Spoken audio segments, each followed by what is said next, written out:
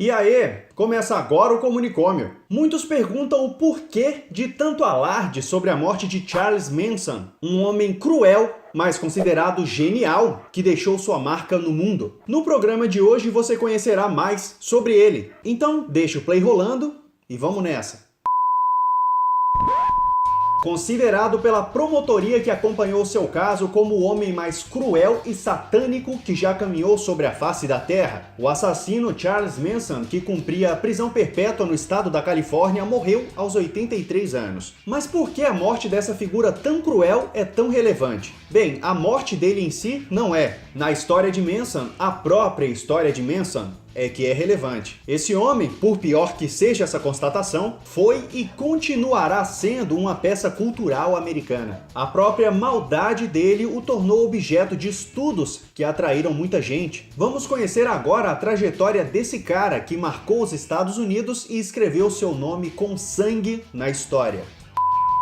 A mãe de Charles Miles Maddox o teve com apenas 15 anos de idade. Ele herdou o nome Manson de um casamento de curta duração que a mãe teve quando ele ainda era pequeno. E ele passou grande parte dos primeiros anos de sua vida com a avó. E passou também um período com os tios, já que a mãe foi presa várias vezes. E quando não estava na cadeia, ela vivia sob o efeito de drogas e se prostituía para ganhar dinheiro. Manson disse que foi espancado e abusado pelo tio nesse período. Ele tentou voltar a morar com a mãe quando ela saiu da cadeia, mas não deu certo novamente, já que ela não tinha condições de criá-lo e ela chegou a vendê-lo em troca de bebida em um bar. Então, por volta dos 10 anos de idade, ele já vivia praticamente por conta própria de roubos. Chegou a ficar um tempo em reformatórios, mas sempre continuava seus pequenos crimes quando saía. Ele ainda tentou se reconciliar com a mãe, mas foi rejeitado, isso com apenas 12 anos de idade. Em uma de suas passagens por instituições de correção, ele passou por exames psiquiátricos e foi constatado que ele tinha uma inteligência acima da média e que usava mentira e frieza para esconder o que era de fato. Um garoto sensível que não teria recebido amor suficiente. Entre idas e vindas, ele ficou a maior parte do tempo entre os 9 e os 33 anos preso, seja na cadeia mesmo ou em instituições para jovens infratores. Aos 17 anos, ele estuprou um garoto dentro de uma dessas instituições usando uma faca, e ele estava perto de sair em condicional. Em vez disso, foi parar em uma prisão mais reforçada, e mesmo lá, ele ainda abusou de outros homens e foi transferido novamente. Ele passou então a se interessar mais pela leitura e sossegou. Seu bom comportamento fez com que ele fosse solto novamente, já com 19 anos, e acabou se casando e tendo um filho. Para complementar a renda da família, ele mesclava trabalhos legais com roubos de carro e acabou preso de novo, e sua esposa o abandonou. Anos depois ele conseguiu sair novamente, mas continuou roubando e passou a atuar também como cafetão. Como isso parecia não ser suficiente, ele aplicou um golpe financeiro em uma mulher, aí para ganhar uma grana fácil, e acabou drogando e estuprando outra mulher.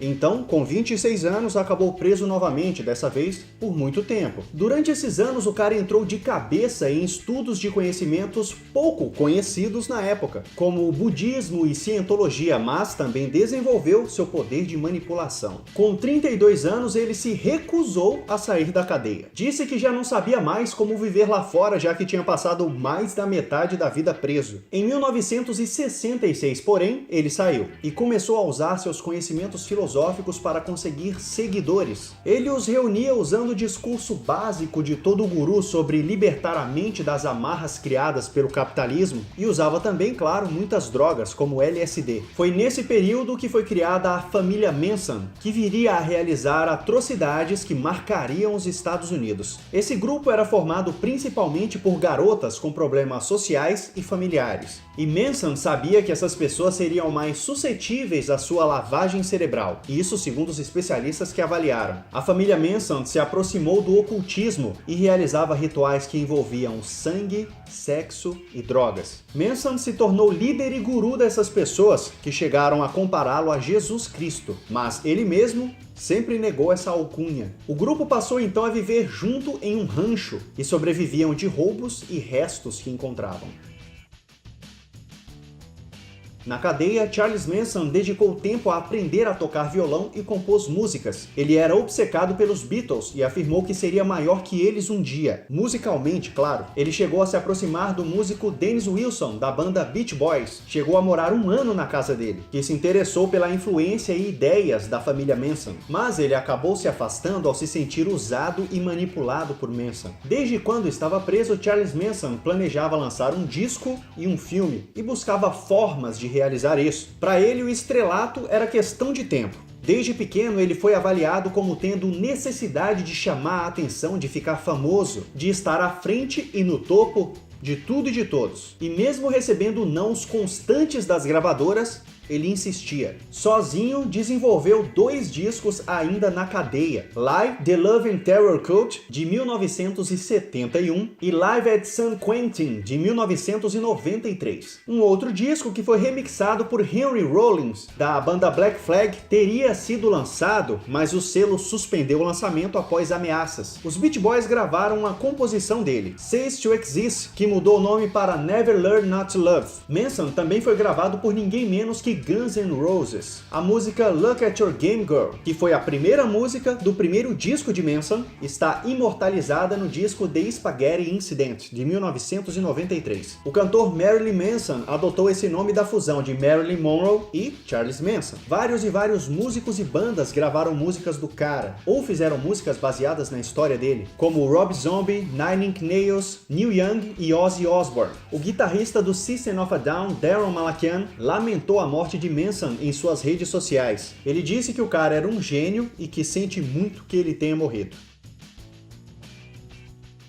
Em 1968, os Beatles lançaram o álbum The Beatles, que ficou conhecido como o Álbum Branco. Após vários fracassos na tentativa de ficar musicalmente famoso, Manson decidiu dar uma de profeta e disse que enxergou em uma das músicas desse disco uma mensagem subliminar que alertava sobre uma guerra entre negros e brancos, e essa guerra, segundo ele, seria vencida pelos negros. A canção, no caso, é Helter Skelter, que ficou muito mais famosa por causa de Charles Manson do que por causa dos Beatles em si. Como sua profecia não se realizou, ele resolveu dar uma mãozinha para que ela acontecesse. No dia 9 de agosto de 1969, membros da família Manson invadiram uma casa e mataram várias pessoas. Entre elas, a atriz Sharon Tate, casada com o diretor de Hollywood Roman Polanski, que estava grávida de 8 meses. Ela estava em uma casa alugada pelo marido, que não estava presente. Ela estava acompanhada de alguns amigos e do caseiro. Todos foram mortos a tiros, facadas e pancadas. Sharon Tate recebeu 16 facadas, muitas delas na barriga. Faltavam apenas 15 dias para a chegada do bebê. O sangue das vítimas foi usado para escrever mensagens nas paredes. No dia seguinte, o mesmo grupo invadiu outra casa e matou o casal Leno e Rosemary LaBianca, com os mesmos detalhes. Os crimes foram cometidos por Charles Tex Watson, Patricia Krenwinkel, Susan Atkins e Leslie Van Houten. Manson não esteve presente nos assassinatos. As investigações levaram ao grupo e ele conseguiu provar que não participou dos crimes. Porém, conseguiram provar que ele influenciou seus seguidores, já que ele pretendia, segundo a tese acusatória, atribuir esses assassinatos a negros, conseguindo assim iniciar a tal guerra racial que tomaria o mundo inteiro. Em 1971, aos 37 anos, ele foi condenado à morte, assim como seus seguidores que cometeram os crimes. As penas acabaram sendo revertidas em prisão perpétua após mudança na legislação do estado da Califórnia. Durante a condenação, ele declarou que sente ódio e repulsa profunda pela humanidade e tem estado preso desde então. Detido definitivamente, ele continuou juntando seguidores, mas agora já não tinha mais como controlá-los. Ele recebia visitas constantes da namorada dele, Elaine Burton, que foi batizada pelo próprio Manson de Star, e teria se apaixonado devido às ideias dele em relação à proteção do meio ambiente. Ideias essas que são defendidas por vários grupos e até por celebridades. Em 2014, quando tinha 80 anos, ele recebeu permissão para se casar na cadeia, mas desistiu desistiu depois que descobriu que a noiva dele pretendia preservar e exibir o corpo dele após a morte. Manson tinha direito de ter seu caso revisado a cada 5 anos, não para reverter a pena, mas para conseguir, quem sabe, uma condicional. Mas ele costumava faltar nessas reuniões e quando ia, ofendia os oficiais e fazia chacota com o processo penal, o que fez com que esse tempo de revisão fosse estendido. 2017 seria um desses anos e ele poderia conseguir liberdade condicional, mas Charles Manson morreu no dia 19 de novembro aos 83 anos de causas naturais após 4 dias internado. E é isso aí, meu bom! Esse foi mais um Comunicômio. E aí, você já sabia tudo sobre Charles Manson? O que achou desse vídeo? Já tá inscrito no canal? A crueldade desse homem o colocou nos livros, nos documentários e no imaginário mundial, e acabou despertando a curiosidade de quem não o conhecia. E esse vídeo é para essas pessoas que queriam saber o que ele tinha de tão grande para ter sua morte noticiada no planeta inteiro. Deixe seu like e seu comentário para tornar esse conteúdo ainda mais rico. É sempre um prazer estar com você, um grande abraço e até o próximo Comunicômio!